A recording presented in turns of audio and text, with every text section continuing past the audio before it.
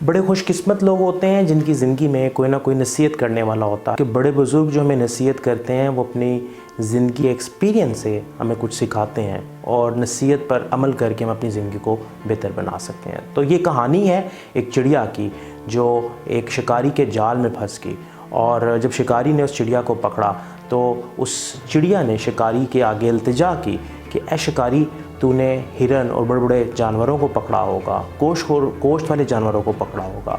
मैं नन्ही मुन्नी सी चिड़िया हूँ और मेरे जिस्म में इतना गोश्त नहीं है, लिहाजा अगर मैं तुझे 3 नसीहतें करूं जिन पर अमल करके तुझे बहुत सा फ़ायदा हो सकता है, तो क्या तू मुझे छोड़ देगा?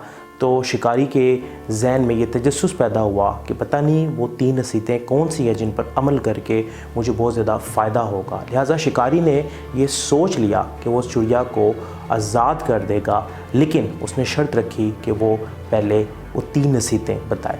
तो चिड़िया ने कहा कि मैं पहली नसीहत तब बताऊंगी जब तुम्हें मुझे यहाँ से आज़ाद करोगे, और दूसरी नसीहत तब बताऊंगी जब मैं सामने दीवार पर जाके बैठूंगी, और तीसरी नसीहत तब करूंगी जब मैं दीवार से उड़कर दरख्त पे जा बैठूंगी। शिकारी ने उसको एकदम आज़ाद किया और चिड़िया ने पहली नसीहत की कि जो हकीकत में नहीं है उस पर यकीन नहीं करना चाहिए, क्योंकि जो हकीकत में हो नहीं सकता उस पर यकीन बिल्कुल भी नहीं करना चाहिए। चिड़िया उड़ी और सामने जाकर दीवार पर बैठ गई।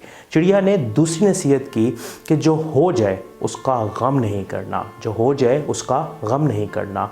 और ये कहने के बाद चिड़िया मुस्कुराई और चिड़िया ने कहा कि ए इंसान, है शिकारी, तो कितना बेवकूफ़ है, तूने मुझे आज़ाद कर दिया। मेरे पेट के अंदर वो नायाब बड़ा हीरा है जिसको बेचकर तू अपने आने वाली नस्लों का फ़ायदा हासिल कर सकता था, लेकिन तूने मुझे आज़ाद कर दिया।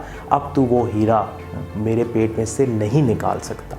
वो शिकारी काफ़ी परेशान हुआ और पछताने लगा कि उसने कितनी बड़ी ज़िंदगी की गलती की।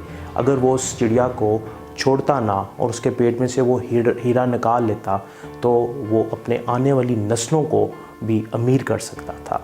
ये पछतावे के आलम में था वो शिकारी कि चिड़िया मुस्कुराई और उसने बोला कि मैं तुम्हें तीसरी नसीहत नहीं करूँगी, क्योंकि तुमने मेरी पहली 2 नसीहतों पर अमल नहीं किया। मैंने पहली नसीहत की थी कि जो हकीकत में हो नहीं सकता उस पर यकीन नहीं करना, और ये कैसे मुमकिन है कि कितना बड़ा कीमती नायाब पत्थर मेरे पेट के अंदर हो जबकि मेरा वज़न ही मामूली सा है, और मैं कैसे इतने वज़नी पत्थर को लेके हवा में उड़ सकती हूँ।